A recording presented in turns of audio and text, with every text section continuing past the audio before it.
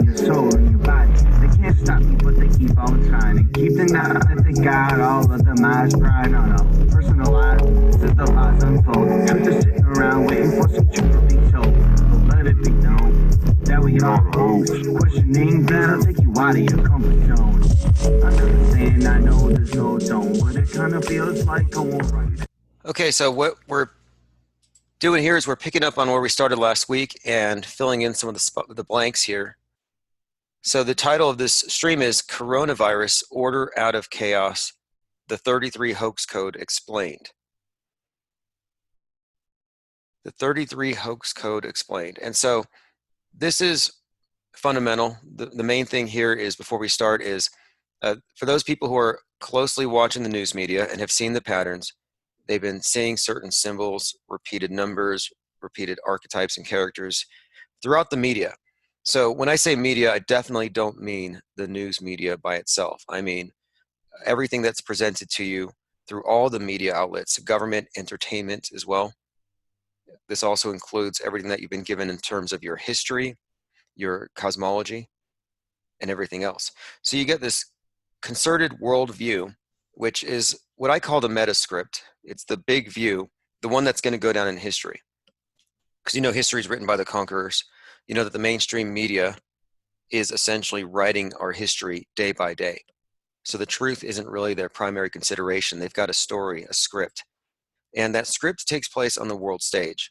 And the world stage is this construct. It's a way of describing what we actually are observing here, which is it's the augmented reality. So we all live in the real world, but then there are all kinds of beliefs, superstitions, lies, distortions, or just complete fabrications added onto reality, which are the optional beliefs. You can choose to believe in things, you can choose to have a certain faith, and you can choose because you don't have any evidence. These are just beliefs. These are the things you can't choose. Reality, though, you don't really get to choose it. It is what it is. So what I'm saying is that the world stage presents something other than the pure reality. It's just basically a tampered with version. And most people, through habit and tradition, have mistaken it for the real thing. So when we look at our worldview and where we get it, what I'm suggesting here too is that the MSM, the mainstream worldview, is pretty much the Bible of a religion. So you have a worldview that's being promulgated by select interests, special interests, and it's leading us in a very certain direction. And to me, this is their metascript. And in many ways, it's analogous to the Bible. And so one way I've kind of likened this is you have your history, which is what happened in the past, creation through everything that led up to today. And then you have your real-time news, and it also encompasses what may come down in the future. So you have your doomsdays, your climate changes or whatever, your global pandemic at the end of it. And so in much the same way, like the Old Testament tells you what came before, our history books tell us what came before. And just like the New Testament tells us what happened after that and what's going to come in the future, our news does the same thing. So I'm just looking at the MSM, the mainstream media, the government entertainment complex itself as a worldview shaping mechanism, and it's tantamount to a Bible. And we've discussed this ad nauseum in many of our other talks, specifically about how the atheist today has been given a secular replacement for original sin in the carbon footprint. That the atheist has been given a replacement for heaven with outer space and space utopianism. And of course, there's an entire system of morality, this green asceticism, which is pretty much it is a religion, and it's replaced the old ones. So just as the MSM has replaced the religious, archaic worldviews, we have new superstitions. We have new ways, or they have new ways of taking these old systems and updating them. So in the talk we gave, Cult of the Obelisk, we're describing how the space program is religious in the sense that it's part of a worldview shaping mechanism where if you accept the premise of this program, the space program, which is really the heaven program, because it's meant to take you to the heavens, to space, to this better world, you have to live according to a certain code. You have to agree to certain things. Like you have to believe in climate change. Just like to be a fundamentalist in a church, a Christian church, you might have to believe in end times. There's a certain program. You have certain rules you abide by. And when you accept the heaven, you accept that certain worldly things you do here won't be done there. And my point is, the space program, environmentalism, these are all different ways where the governments and those who control the governments and the media are influencing us to adopt a certain way of life. That's why we're all being pressured to accept the idea of a carbon footprint. So what I want to start with right now is this. The basic premise of this is that 3/11/2020 was our new 9/11. And it wasn't as spectacular, and it wasn't all of a sudden. So it didn't exactly shock people in the same way. It's more like it crept on. But like 9/11, 3/11 was preceded by a lot of media foreshadowing. And again, when I say media, I don't mean the news media, I mean everything. And this foreshadowing is analogous to the foreshadowing we saw before 9/11. So what I'm saying here is that we're looking at a repeat. Like Mark Twain said, history doesn't repeat, it rhymes. Well, this is rhyming in many ways with 9/11. But what really cued me into this thing is that we're looking at an operation designed to bring about a new order or increasing power to this order as it grows under a different pretext. So just like 9/11 was used to grow government to protect us from the global threat of terrorism, 3/11 is going to be the pretext for growing government and growing the police state to save us from the virus threat. And they're treating this in the exact same way. And this is one of the things that I want to bring up here is that by showing you how this has been planned in advance, that it has been scripted, we can also kind of just read the script and predict what's coming down the road. There are decades when nothing happens, and there are weeks when decades happen. And that's Vladimir Lenin. And I bring this up because I also believe that what we're seeing right here, this COVID thing, and even 9/11, it's all part of the same revolution. And that's what we're looking at. So let's start with 3/11 was another 9/11. COVID-19 is the new global terror threat, or the new global threat. WHO declares the outbreak of the new coronavirus a pandemic, March 11th, 2020, 33 minutes after 12 o'clock. So 33 minutes after noon, on 3/11, it was officially declared this is a pandemic. And here is the WHO spokesmouth. And this guy has also made comments about how they need to protect us, not just from the virus, but from misinformation about it. So there are several levels to our analysis here. We look at the surface level, the news reporting. So on just the story alone, all we're seeing here is, okay, the WHO says it's a pandemic. Then there's the subtext, and then there's the meta script. So when we're looking at other layers of this, on the surface, yeah, the world went to war on 3/11. The world went to war against this global enemy, only this time it's not terrorism. This time it's a virus. But yeah, so we are now in a world war for all intents and purposes. It's a ubiquitous enemy. So on the level of subtext, now we have issues about how we handle freedom during an emergency. We have cities being locked down on curfews. I think it started in New Jersey already, in Hoboken. So now we have to discuss, where do we compromise with our freedoms in order to have our safety? We have to sacrifice some liberties to have safety. That's what we're being taught. That's where we're being guided. And then there's the metascript, which is the part that I'm focusing on here that I think gives away the whole game. And it has to do with the big story that was already written in advance that they're rolling out here. So what I'm looking at here is the date, 3/11, having very specific significance.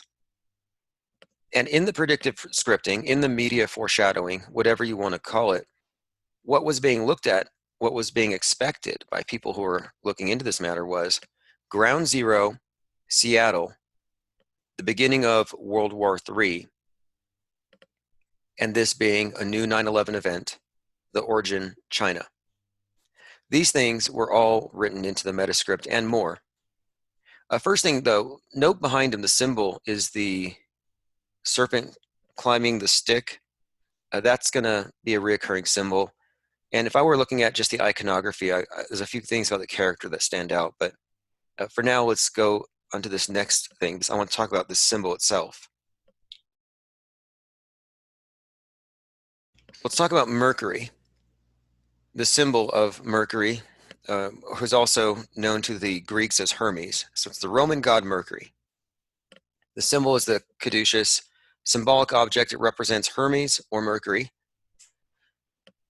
And it's the astrological symbol or the basis for it, for the planet Mercury. And so if you note, it's just a couple of sticks. Well, it's a stick with a couple of snakes or copulating snakes. And then, of course, it's surmounted by a little ball. And then it's got the wings. So first, I just want to make this clear that this symbol applies to both Mercury and to Hermes. And this will come up later in our discussion. He's the god of not only medicine, but the antidotes, but other elements to this character will come into play. For example, Mercury is a trickster. He's the patron of thieves or gangs. He's a god of the trade, but the word Mercury is where we get merchant, merchandise. So he's a god of trade and money. He's also a trickster. And then this part is also relevant. Mercury is the smallest of the 8, and it's closest to the sun, and it orbits the sun every 88 days. That's noteworthy. 88 days, because I'm seeing here that the news media is extremely encoded. I mean, there are so many references to things, symbolic links, but we have to decode it. And so this is why I'm telling you here. Mercury, the trickster, but also god of medicine, just in his different facets. 88-day orbit. Okay, it's well known that Mercury is poisonous. Mercury poisoning is a well-known thing. That also plays into the script here. Now, here's where it gets kind of interesting. So there was a character in Korea who was brought up in the very beginning of this pandemic, and they claimed that this guy is a reincarnation of Jesus. He's a reincarnated Jesus in South Korea, and they've actually tied him to the outbreak.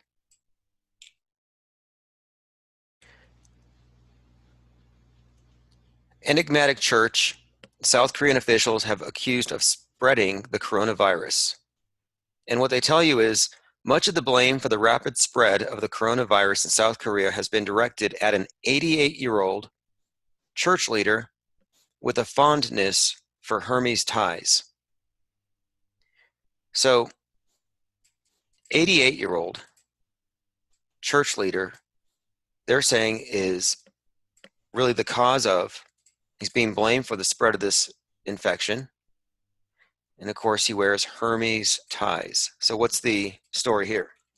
Well, first,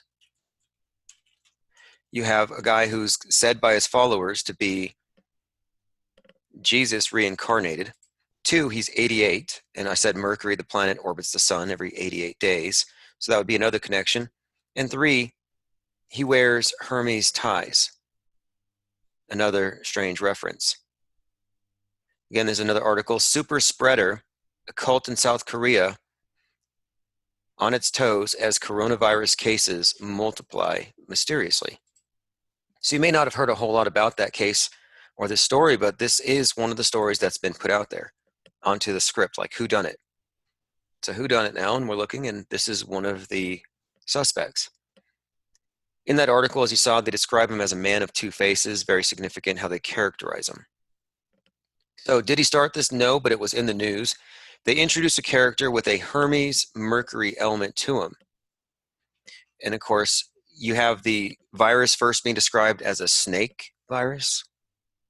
They first called it a snake virus. Then they said it was airborne. Airborne snake virus.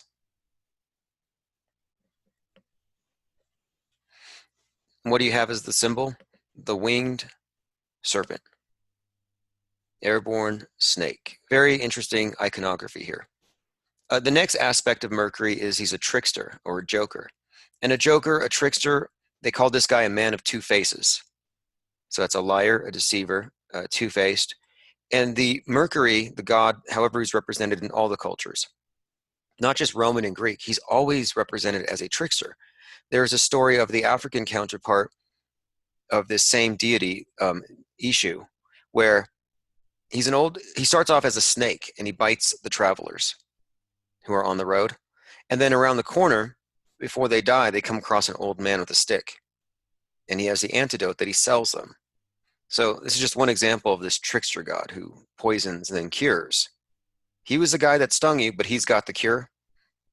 And his symbol, of course, is the serpent on the stick. So they called this guy a man with two faces. So again, two faces, a joker. A joker is a trickster. They upset expectations. They're a wild card. They introduce randomness and chaos. And the chaos is used to distract us, while the order, which would have been rejected were it not for the chaos, can then be implemented. Like, right now, if we didn't have the wild card out there, the joker, the COVID-19 infectee, you wouldn't have people locked down in their homes and going along with it. You wouldn't have people on spring break or about to go on spring break having to clear the big public gatherings. You wouldn't be able to just shut down concerts. So the randomness, the chaos of the joker allows them to change the game. It allows them to get things accomplished they couldn't have otherwise. And you hear this type of rhetoric from politicians all the time. Never let a crisis go to waste, famously said by Rahm Emanuel, a Chicago governor. And by the way, Illinois is using this opportunity to stop gun sales. Never let a crisis go to waste. All these things they had in advance they wanted to get done, they can now get done.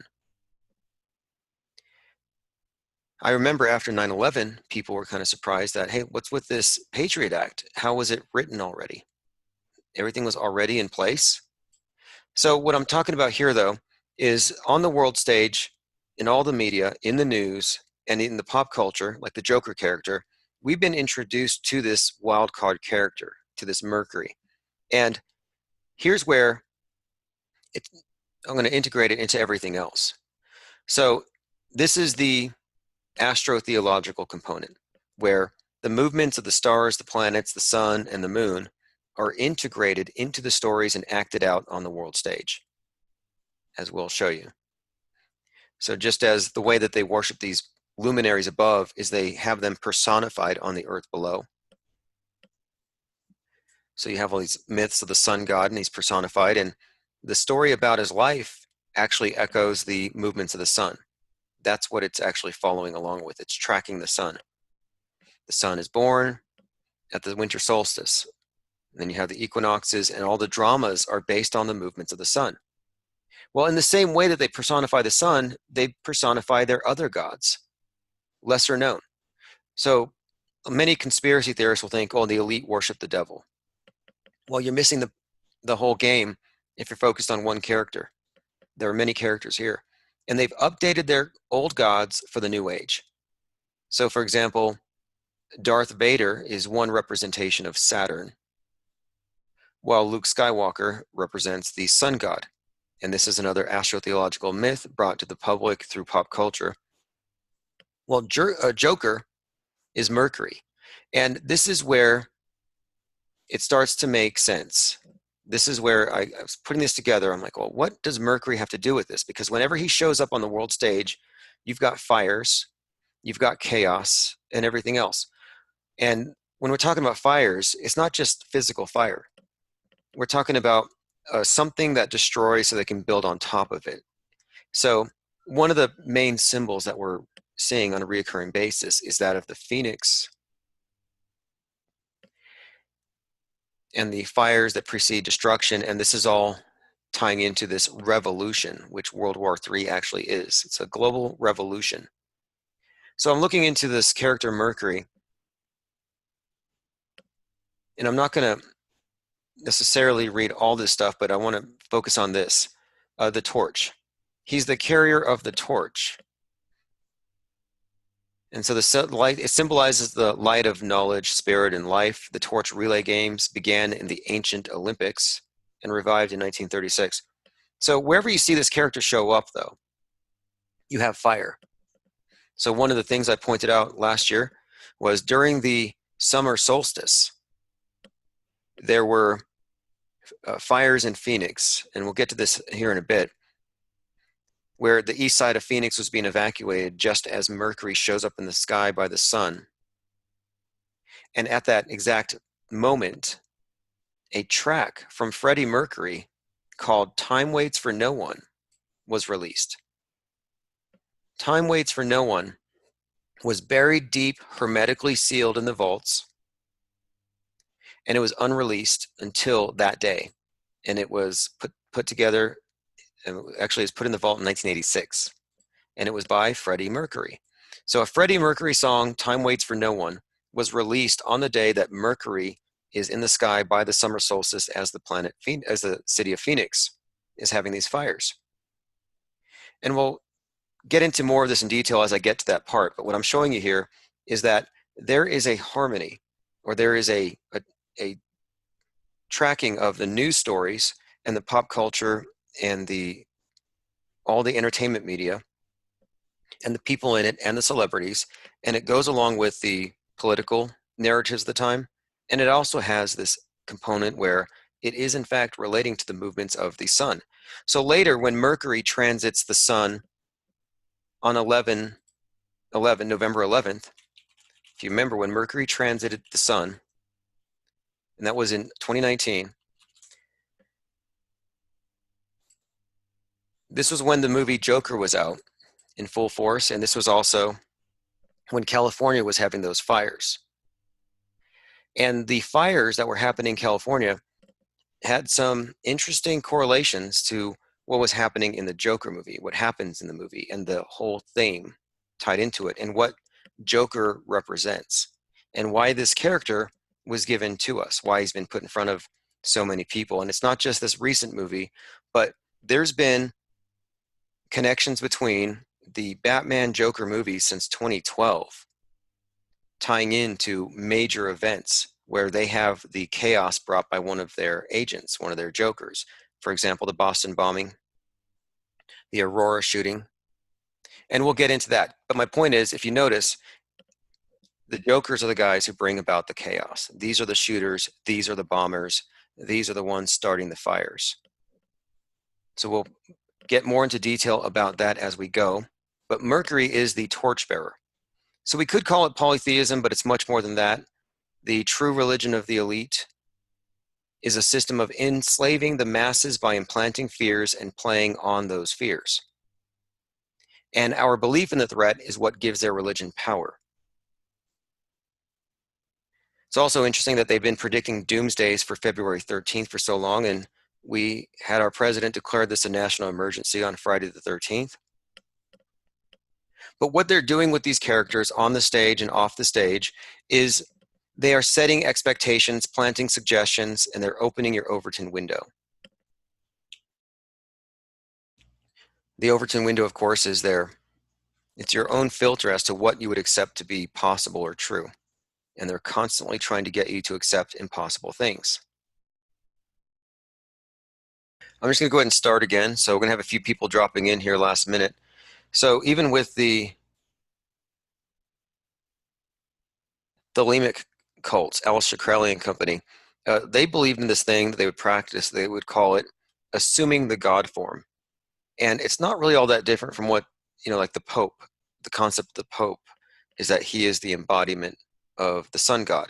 You've got this concept with kings, sun kings, where the deity is literally said to be the sun. This is the case in North Korea. Even the founder's name, Kim Il-sung, it's like the sun. And they actually celebrate Easter, and they celebrate it in the name of their leader, who they say becomes the sun during this time. So this idea of representing people as gods personified on the world stage is ancient. And I know that within the Thelemic groups and within the Masonic cults or orders, in their rituals, they actually do this. Like they call it in the Thelemic cult, they call it assuming the God form, where in these rites they're actually dressed as the deity. But it goes deeper than that. They actually try to identify with, almost like seeking possession. So you look at, for example, the Masonic Lodge, the master is treated as the sun. He's an embodiment of the sun during the entirety of the ritual, and the junior master would be the moon. So we're looking at a form of idolatry in a sense. It really is. But instead of stone statues, stone idols, they're actually worshiping living idols. They call the master in the lodge the worshipful. Now, this all ties in to what we've been talking about here because we have designated, I guess you would say, gods. So for the last couple of years, actually since 2012, the god Mercury has been represented to you on the world stage in the form of the character of the Joker. And the Joker, as I've been describing, is a trickster. The Joker is a bringer of chaos, and he's the torchbearer. So he's also the fire starter in this Phoenix ritual. And that's where he comes into play here. What we have been observing on the world stage, in the entertainment and in the news and otherwise, has been this revolutionary paradigm that they've been trying to get us, that we have been accepting. This green movement is actually a revolutionary movement. It's communism beneath the surface. It's barely even a secret now what they're actually doing with this. So whenever you see the Joker character or the wild card on the world stage, it pretty much means they're going to bring out some chaos in order to grow government, restore order, impose more order, a new one, a different one, by destroying the old. So the motto of the 33rd degree, order out of chaos. So when you see the order out of chaos in conjunction with the Mercury character, I think it's kind of telling you something. And of course, with the formula here, the Joker brings the chaos, and in the dichotomy, as it's been represented to the public, or in the dialectic rather, the Batman is the order. So James Holmes is the Joker, you know, the Aurora shooter. He's the chaotic random element that we all need to be protected from. He's the universal threat. He's the wild card. The solution is Batman. Batman in this case is, of course, the body armored, black clad knight, the savior, but he's also far more powerful than our regular police. And so what we have on the world stage, of course, are the SWAT teams, or the special agents, the bomb squads, the ones with all the special training. You have the stormtrooper types, normalizing the militarization of police. So they actually use the Joker card on us to justify growing the police state. Just like after 9/11, new threat, new need for increased police state. So take a look at this. Israel's Netanyahu turning to anti-terrorism tools in the fight against the coronavirus. They're treating it like it's another 9/11 in every way. Now, I said it's order out of chaos. Well, if you search the news right now, you get nothing but chaos. Chaos to get back in the USA. Panic, pandemic, world going on lockdown. And this is from the Drudge. Again, I'm showing you what they're telling us. They're using this terminology. Chaos? Why that phrase? Why this number? Why was it that today, when I was preparing this, I was looking through the headlines, and Georgia comes down with 33 cases of the coronavirus. Like, really, 33? Yesterday, it was Pennsylvania, 33. The day before, it was Louisiana, 33, and Ireland, 33. And patient number 33 in Malaysia got out, got cured or something. It's all over because it's scripted. That is the sign that's being given out to those in the know that what's happening now is a worldwide operation with significant ramifications. And if you're in the know, you would have already have intuited this, I imagine, like as we kind of have figured it out. So let's move on. I want to talk about this. First of all, let's talk about predictive programming really quick, because this is something that is easy to, I guess, just ignore or look at as maybe it's just people reading into things. But we're showing you some stuff here that is beyond just mere coincidence. It shows intelligent design here. So this is from the coincidence theorist. Predictive programming, is it creepy media foreshadowing or harmless coincidence? We were warned of events like 9/11 and 7/7 and the sinking of the Titanic before they happened. The coincidence theorist investigates. So this channel definitely starts off on the right foot, because you'd have to be almost positing a theory of like extreme coincidences to say you believe the mainstream version.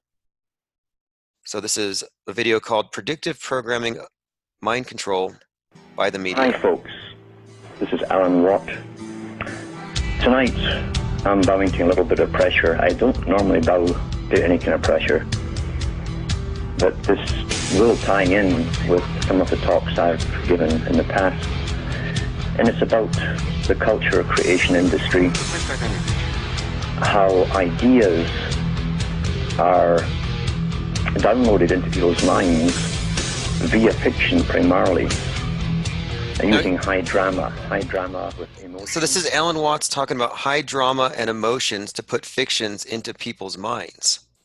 So considering this in context, we can look at the TV show that just came out called Pandemic on Netflix, which was a 5-part docuseries.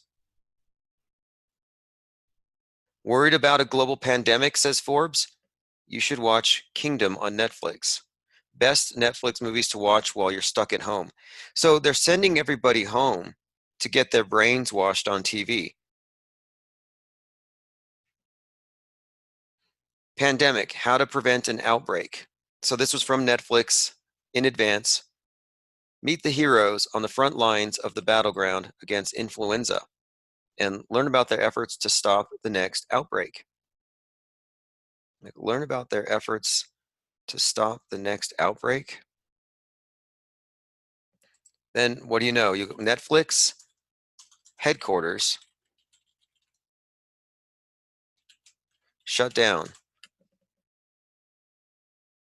Netflix closes building with potential coronavirus. Netflix shuts down Hollywood building because of coronavirus. So after having this great movie about the topic, where they instruct the public how to respond, what to expect, oh, they catch it themselves. Netflix tells us LA employees to work from home and closes the offices with a potential case. So they blurred the lines between reality and fiction.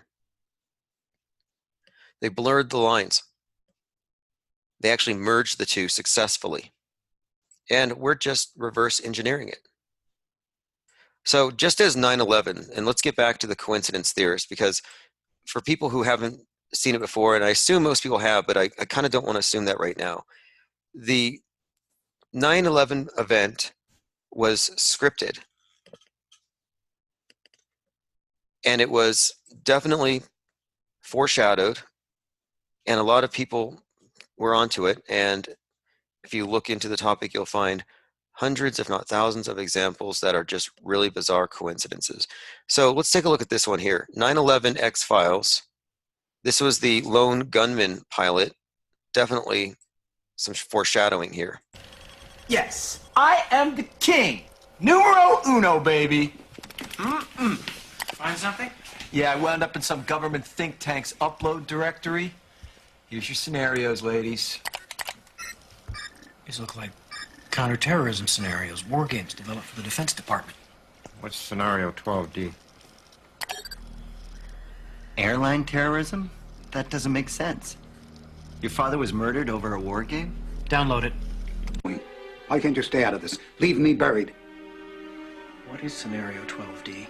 Okay, here it is. What is scenario 12D? We know It's a war game scenario, that it has to do with airline counterterrorism. Why is that important enough to kill for? Because it's no longer a game. If some terrorist group wants to act out this scenario, why target you for assassination? Depends on who your terrorists are. The men who can see. So this is an episode called a pilot episode called The Lone Gunman, and it was kind of an X-Files spin-off. And it aired on Fox 6 months before 9/11. And it featured the theme of hijacked planes attempting to crash into the World Trade Center. And this episode revealed that the hijacking was perpetrated by the US government as part of an elaborate war game portrayed as real. I just got a comment in the chat section. It says, Wisconsin just joined Club 33. Let's take a look at the news. 33-year-old coronavirus. No, that's the other one.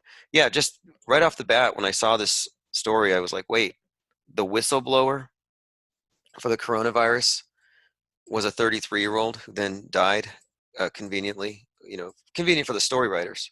I think it's just bad writing. So let's take a look here. Wisconsin officials, no, I'm looking for the one that you just remarked on. Because this is the thing, if you search, and this is the strangest thing to me, COVID-33, DHS says 33 people in Wisconsin have tested positive for COVID-19. We've been doing this day after day. Number of COVID-19 cases increases to 33 in Wisconsin. DHS, 33 people. So right off the bat, you know that this is an operation. Right off the bat, you know this is scripted. But what you should also consider is that if it's this fake, then it's safe to say that you probably shouldn't fear it. I mean, as with 9/11, I believe this is a mind game. That they want to psychologically, and we'll get into why. So let's just continue. Thanks for that link, because we reported Georgia had 33 this morning. I mean, that's the thing. Georgia, Wisconsin, and we've been calling it in advance, so you know we're actually looking at scripting. We're looking at the code talk. They're all playing Order Out of Chaos now in Wisconsin. It means that the global agenda, the emergency state that they just imposed, it's all being implemented. The title of the stream last week that we're building on now, World War III starts on Wednesday, 3/11, because 3 times 11. We called it a plandemic because it was preceded by drills on Netflix, by video games, and Simpsons episodes. The global epidemic ties into the global warming threat. That's another aspect to this as well. These two things go together. And when you look at the symbolism, as I'll describe, the Joker character was the one burning stuff down, and that was all being blamed on global warming. And we'll go more into the Joker character and how he's been used to advance that. But now the Joker has kind of changed hands. It's still Mercury. It's still the same god with the 88-day, the planet with the 88-day orbit around the sun. But now it's in the hands of this virus. Same symbol, same iconography, same agenda, Order Out of Chaos. And they've changed the Joker. Sometimes the Joker is a shooter. Sometimes he's a mad bomber, which the Boston bombing guy was called Joker. And we'll show you how they wrote the story. Even his name, his Chechnyan name, sounds like Dzhokhar.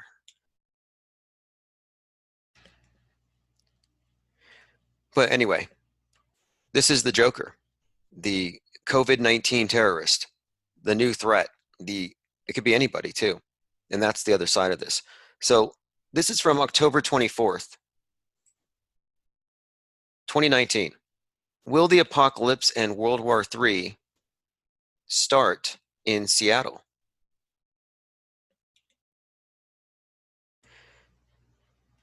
And this, of course, was the predictive scripting that was telling us that something's going to happen in Seattle on 3/11 or 11/3, because these are used somewhat interchangeably. And it's also worth noting that 3/11 and 9/11 are also both emergency numbers, deeply embedded into the public consciousness.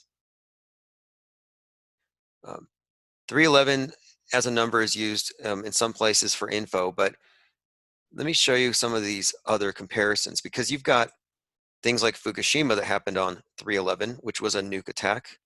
So having that number automatically implies a ground zero.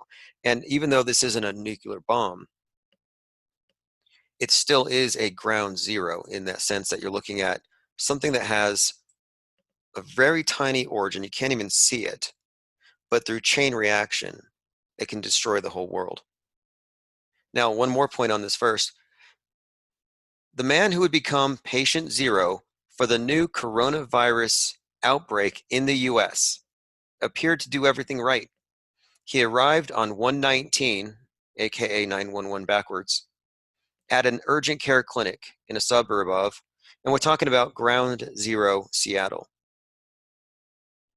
The predictive programming also referenced the term Sentry quite a lot. Sentry product, or Sentry project, and then the Sentry Link Stadium, which was blown up in one of the Batman movies by the Joker.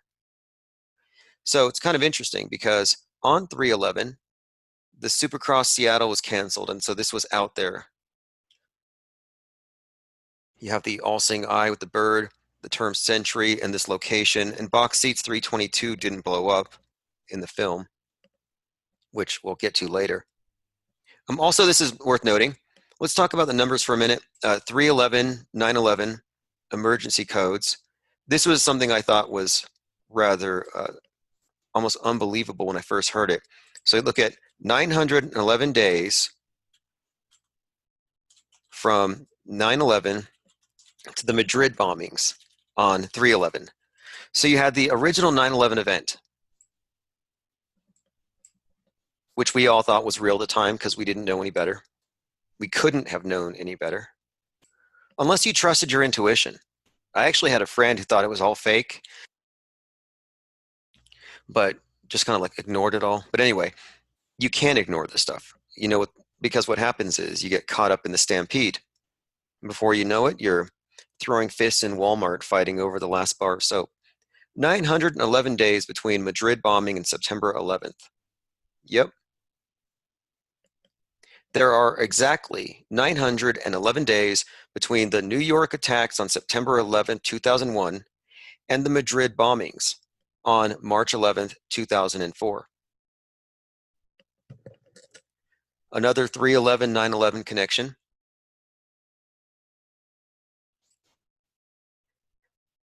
Integrating 311 and 911.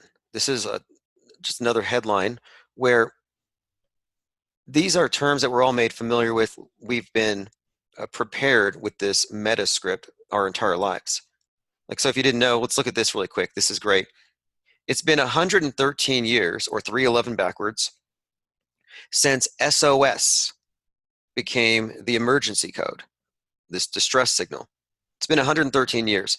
3 November, or 11/3/1906. And this was the first radio telegraph convention. This was when Save Our Souls, or Save Our Ship, SOS, became, in use formally. So 113 years ago, we're in the 113th year of SOS. Much of the symbolism pointing at Seattle as ground zero also used the phrase SOS. The movie How It All Ends, which is 113 minutes long, is about everything ending starting in Seattle. Ground zero Seattle for the new 9/11 event. It's been encoded in here. 1968 was when 9/11 was first made into a national emergency number. So the first 9/11 calls were placed in 1968. 33 years before the 9/11 event. And that's also the year, 1968 was the year the construction began for the towers themselves. Construction of the World Trade Center's North Tower began 1968 and the South Tower 1969. So the timing is very interesting. We're in the 113th year, or 113, since SOS became the code. First 9/11 call, 33 years. Again, order out of chaos, 31133. It's written all over here. So you see the pattern. So here I'm referencing, and this is from a couple weeks ago, how you can see the number 33 showing up in the meta script as meaningful when it's in overtly conspicuous ways. And this was a week ago today. And I'm like, look, keep searching the headlines and you're going to see 33 popping up with this operation. And we've been vindicated time and time again. Of the 33 new cases of COVID-19, you know, all these different ways that they twist the story around. So let me go through this video here really quick. Yeah, today Georgia, today Wisconsin, both. Okay, so earlier this week, I went through a list of these, just one after another, and I played some other YouTube channel video compilations of it. So I want to go through some of those in just a moment. I wanted to remark on something else because the term panic is of special significance. We've talked about the god Pan, how Jack Parsons would read the hymn to Pan when they would launch a rocket. Pan is another one of these phallic deities. Panspermia, the way that the universe gets populated with life. You know, biomatter encrusted into asteroids or whatever, landing on planets, basically inseminating them. They're impregnating these planets. So you got the phallic rocket symbol going to Mars and impregnating it with life, being the human beings. I mean, this is a symbolism, iconography, but it's not worth noting here that chaos to get back in the USA, panic, pandemic. So, you know, Pan being a fertility god, one of the things about Pan is, well, let's go into the character himself. Because the word panic ties to Pan in a couple of ways, but panic comes from the name of the Greek god Pan, who supposedly caused humans to flee in terror. You're like, well, really, why would that be? Well, I don't know. You see a half-naked goat guy in the woods or whatever, doing things that these, I mean, it very much basically behaving like sexually assaulting everyone and everything. Yeah, I can see why you wouldn't want to get too close to that guy. Anyway, he's a fertility god, and that's what the horns actually represent. Many of these sun gods are represented in the same way. It's not the same as the devil. He's not Satan. He's not Baphomet. This is the principle of fertility in nature anthropomorphized. That's all. But let's look at this. Pan writes in the spring. Because everything is timed with the calendars above. It is true that Pan, here we go. As a god of nature, he is associated with spring and the fertility. So this is from Wikipedia. In ancient Greek religion and mythology, he's the god of the wild, the shepherds, the flocks.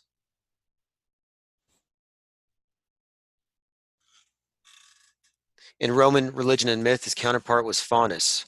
The way that it was celebrated, as far as his rites, pretty much sounds like spring break. He's connected to fertility and the season of the spring.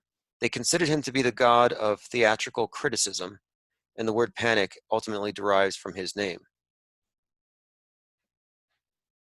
So what's noteworthy here, obviously he's associated heavily with the colors of nature, green. He has his green man appearance. The spring, the timing of it. We have this panic right now, and pretty much, if you think about it, it could be overlapping these storylines here, where you have chaos, panic, pandemic. It's definitely interesting, the timing of it with the spring. Just taking note of it, because when we look at this thing from the meta script perspective, it's important to take note of solar holidays specifically, or rites connected to the seasons, seasonal rites.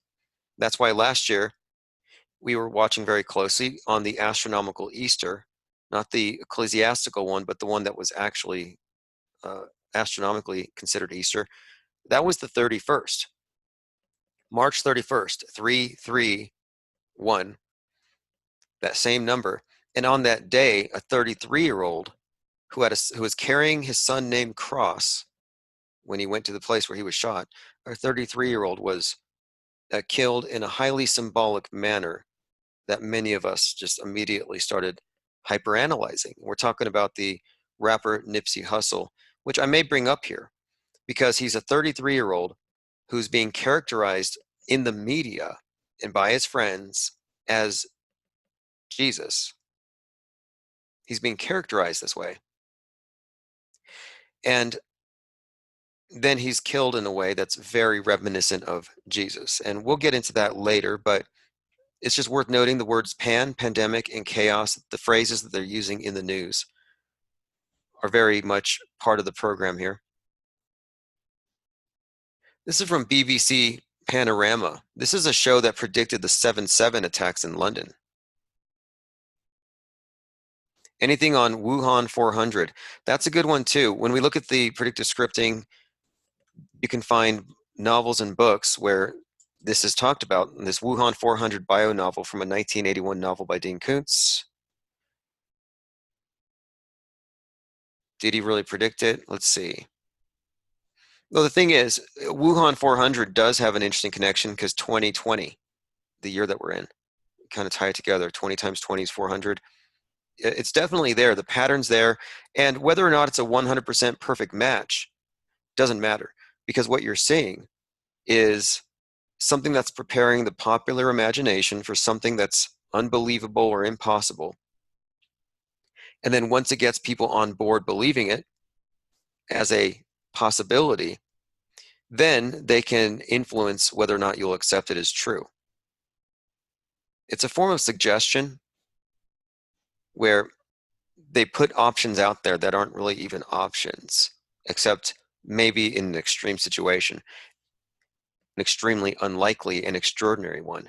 And then they bring that to you, and they kind of what they've done is they've managed to open your Overton window, as they would say. So they've expanded your range of what you might accept as possible.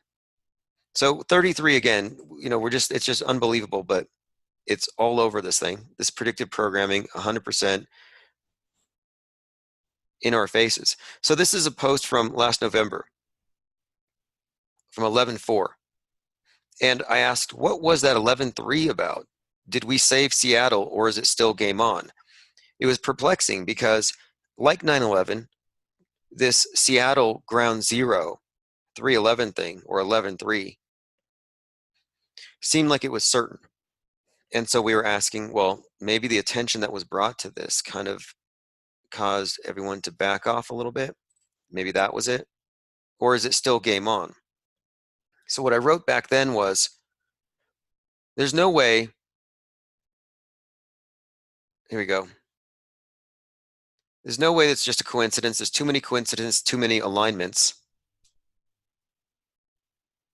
To me, the Joker is the key.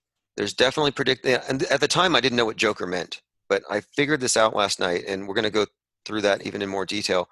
I'm working on it so I can show the statistical improbabilities in this, and I can make a strong case for a meta-scripted reality.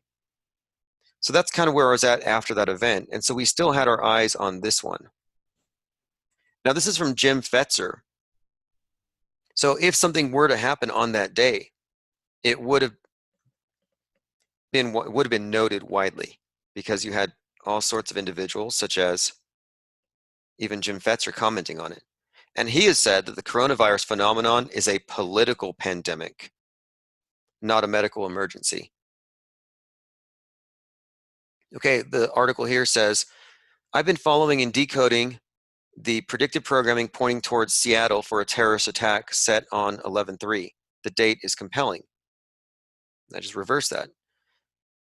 9/11 was shown and rubbed in America's faces for decades before the Zionist communists, using military components of Israel and the Mossad and treacherous components within the US and private military contract sphere, to attack and destroy the towers.